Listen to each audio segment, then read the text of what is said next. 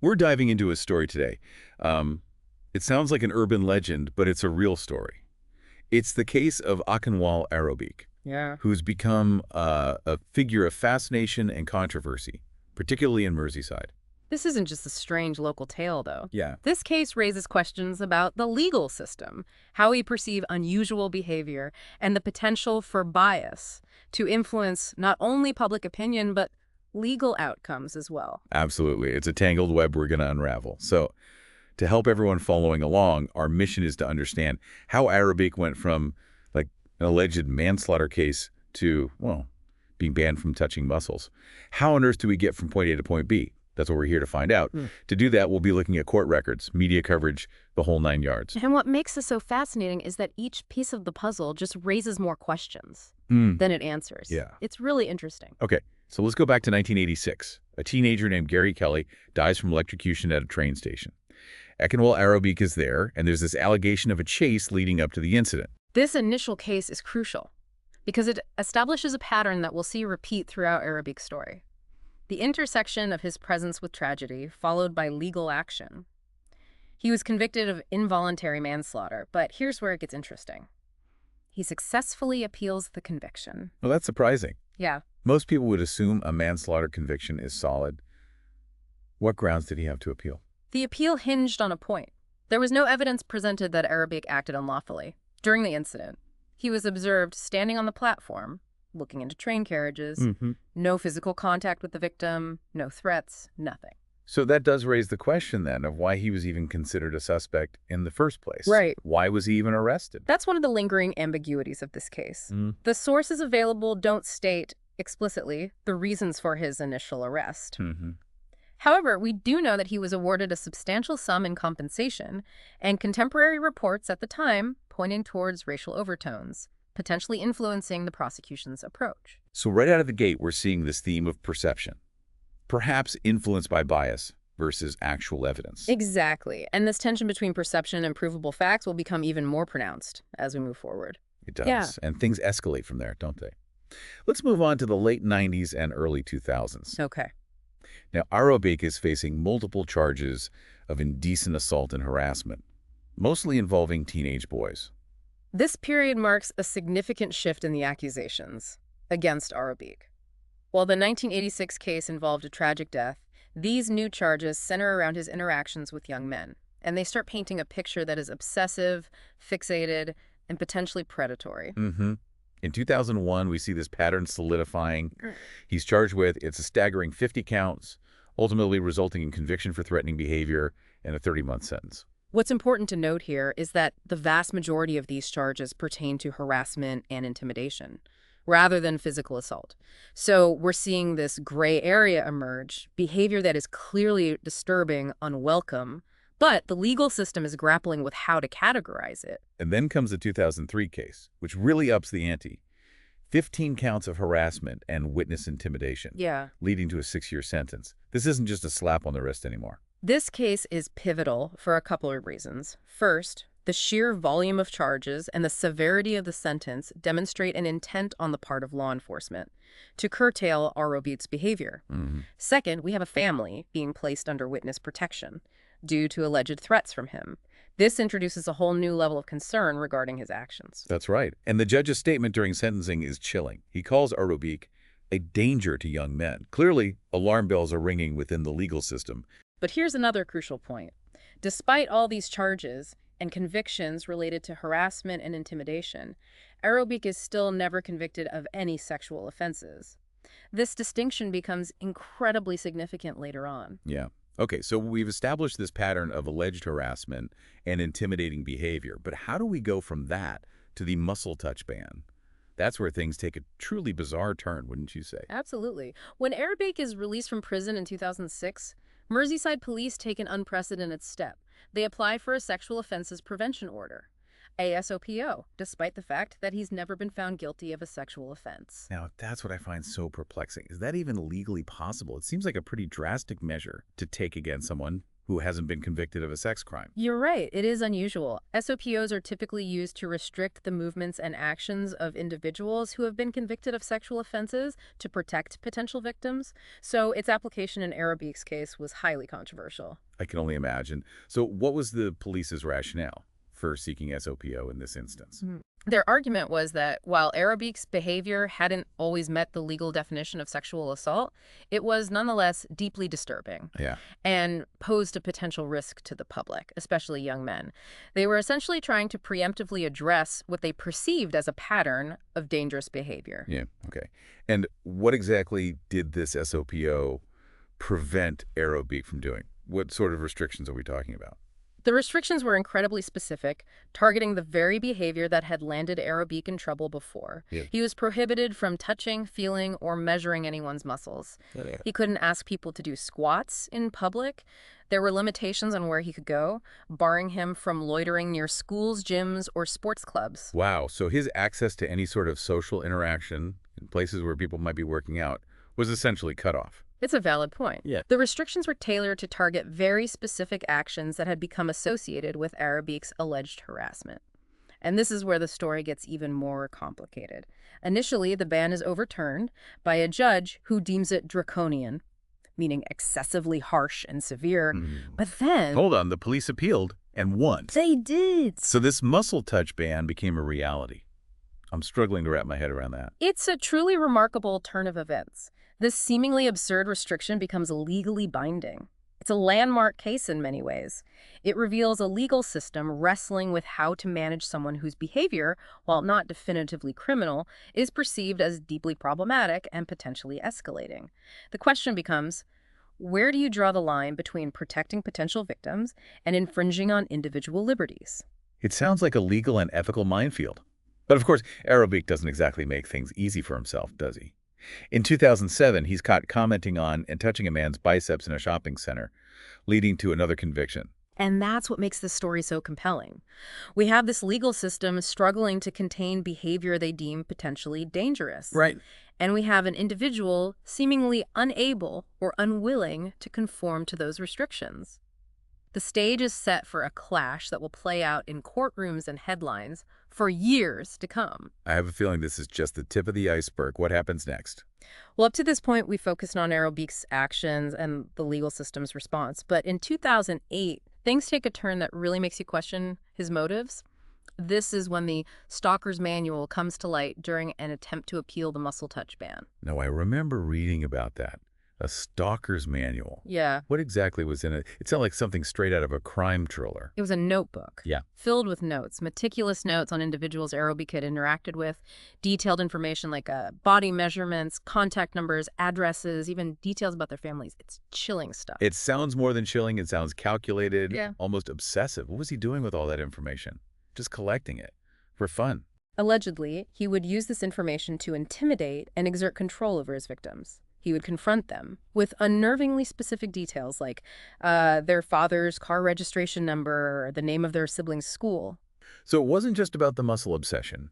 This suggests a pattern of behavior that goes way beyond a fascination with physique, points to a desire to instill fear and control. What did experts make of this? The discovery of the Stalker's Manual sent a real shockwave through the case. It suggested a level of premeditation and a disturbing fixation on individuals that went far beyond what have been previously understood. It raised very serious concerns about Arabique's psychological state and the potential danger he posed. There was also that incredibly disturbing allegation about inverted piggybacks, wasn't there? Yes. During the appeal, a police officer testified that Arabique would allegedly force young men into a squatting position so he could lean over their backs, pressing his face near their buttocks and his genitals against their necks, all while squeezing their leg muscles.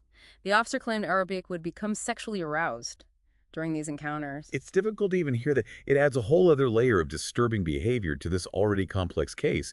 It's hard to reconcile this image with the seemingly harmless act of touching someone's biceps. It's definitely one of the most disturbing aspects of this entire story. However, it's crucial to remember that this was an allegation made during a court proceeding. Arabique has consistently denied any sexual motivation for his actions. including this specific allegation. So we have these contradictory elements, the seemingly harmless yet obsessive focus on muscles alongside these far more sinister allegations. It paints a very complicated picture. But regardless of intent, the behavior itself continues, doesn't it? He breaches the SOPO again in late 2008 by approaching a 17-year-old and asking to feel his biceps. Leading to yet another conviction and an 18-month prison sentence. It seemed like, despite the legal restrictions and the potential consequences, he was unable or unwilling to stop this behavior. And the pattern continues in 2010 with yet another breach, this time in Wales. Arabic touches the calf and quadriceps muscles of a 16-year-old boy. It almost feels like a broken record at this point. And this time, the judge labels Arabic a sexual predator, handing down a sentence of 2.5 years. So the pendulum seems to have swung. At this point, the legal system appears convinced that he is a danger to young men, a sexual predator who poses a significant risk. That was certainly the prevailing narrative at the time. But remember, throughout all of this, Arabic has maintained his innocence. He claims he is a victim of malicious false allegations and a targeted witch hunt. It's a claim that's hard to ignore, especially when we consider what happens next. Okay, now I'm really intrigued. What happens next that shifts the narrative again? In 2013, something remarkable happens. Arabic is cleared of all charges related to targeting young men in Manchester, Trafford, and Bolton. Hold on. After all this, after being labeled a sexual predator, he's found not guilty. How is that even possible? What happened? The exact details surrounding these acquittals aren't fully clear from the sources we have. What is clear is that the prosecution was unable to prove their case, beyond a reasonable doubt. These acquittals throw a wrench into the narrative that had been built up around Arabic. It opens up the possibility that maybe, just maybe, the story wasn't as straightforward as it seemed. And then, to make things even more complicated, there's a Greater Manchester police investigation in 2014 that uncovers evidence of police misconduct against Arabic. This is a major turning point in the story. The investigation focuses on interactions between Arabic and an off-duty police officer at bodybuilding events in 2012, one of which led to an arrest. It also looks into the 2013 trial, where Arabic was ultimately acquitted of breaching his SOPO. So we're talking about potential bias and targeting by law enforcement. But why would the police target him? What was their motivation? While the investigation doesn't explicitly state the motivations behind the misconduct, Arabic himself has claimed that he spent nearly 2 years in prison for charges that were ultimately dropped or resulted in acquittals. It's a chilling thought, that someone could be targeted by the very system that's supposed to protect them, potentially due to their reputation or notoriety. It challenges our assumptions about how justice is served. Exactly. This revelation forces us to confront uncomfortable questions about potential abuse of power within law enforcement. Were some officers letting their personal feelings about Arabic, shaped by his reputation and the media's portrayal of him, influence their actions? This whole story is full of twists and turns. But despite these revelations about potential police misconduct, the SOPO remains in place, right? It does. And unsurprisingly, Arabic continues to run into trouble. In 2015, he's convicted again for breaching the order, this time for asking to touch and measure a student's muscles on a train. It's almost unbelievable at this point. It's like he's compelled to engage in this behavior. Despite the very real consequences, it makes you wonder what's driving him. This case is particularly interesting because it's here that Arabic finally speaks out against the nickname Purple Aki, which had become synonymous with his case. He argued that the nickname was racist and contributed to the negative perception of him. That's a very important point to consider. Up to now, we've focused mainly on the legal aspects of this case. But now we have to address the elephant in the room, race, and how it might be influencing public perception and even the actions of law enforcement. Absolutely. This is where things become even more complex. The Purple Aki nickname is arguably dehumanizing and reinforces negative stereotypes associated with black men. It's a prime example of how racial bias can permeate a story like this, coloring perceptions and potentially impacting the way Arabic was treated. It makes you wonder, had he not been a large black man with a distinctive physique, would this entire case have unfolded the way it did? Would he have been subjected to the same level of scrutiny and suspicion? Those are questions worth pondering.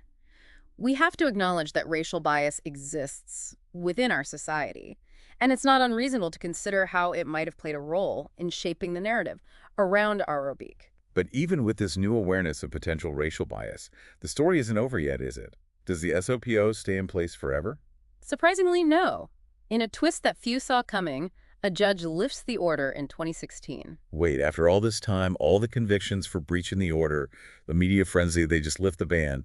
Why the sudden change of heart? The judge concluded that the restrictions were no longer justifiable. There was no evidence of sexual gratification or any actual harm. Resulting from Arobik's recent interactions, it seemed like the legal system was finally acknowledging that his behavior, while undoubtedly unusual, might not be as dangerous as they initially perceived. It's a stunning reversal. It begs the question then, who is Akinwal Arobik? Is he a misunderstood individual with unusual tendencies, a victim of prejudice and overzealous law enforcement? Or is there a darker side to him that we haven't fully grasped? That's the million-dollar question. And to fully grapple with it, we need to explore the media's role in shaping this story.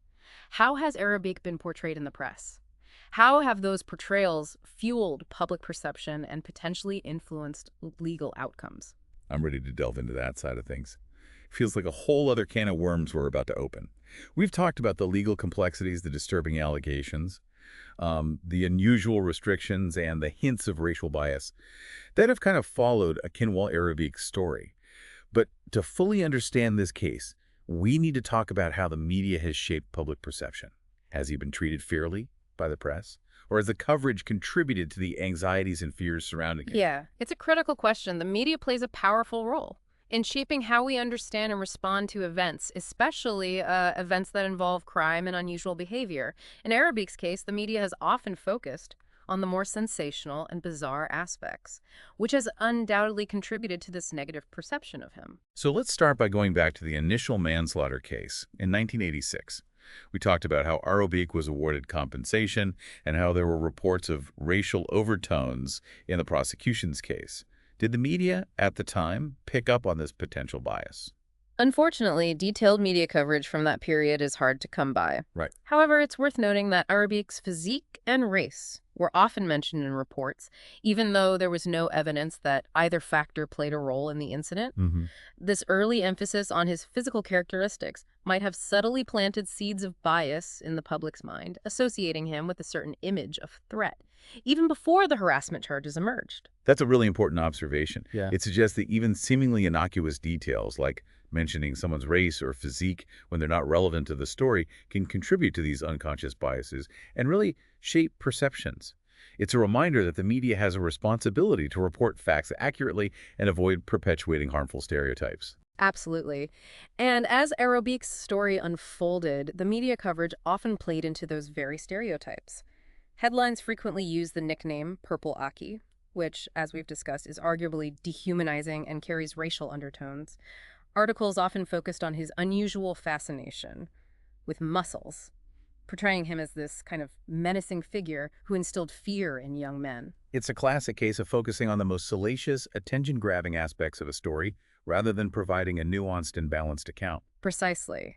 And this sensationalized reporting, it had real-world consequences. Remember how a family was placed under witness protection due to alleged threats from Arobik? The intense media scrutiny likely contributed to the anxiety and fear surrounding him, potentially escalating the situation. It becomes a vicious cycle, right? The media hypes up the story, public fear intensifies, and then that fear is used to justify further restrictions and law enforcement attention, which in turn generates more headlines.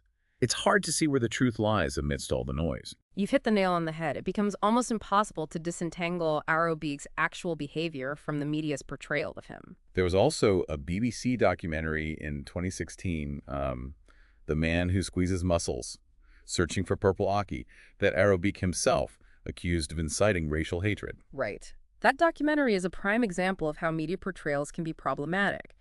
It repeatedly used phrases like big black man and presented Arobik as a figure of fear and fascination, playing into existing racial stereotypes. The documentary sparked a lot of debate, with some defending it as a fair exploration of this complex case and others criticizing it for reinforcing harmful stereotypes. Yeah, it's tricky. Yeah. On one hand, there's a public interest in understanding someone, like Arobik, whose behavior is clearly outside societal norms. But on the other hand, there's a danger of exploiting and sensationalizing his story, particularly when race is factored into the equation. Even a restaurant in Manchester got caught up in the controversy when they named a burger after him. the Purple Teriyaki burger. Oh, They had to apologize after complaints that the name was racially insensitive.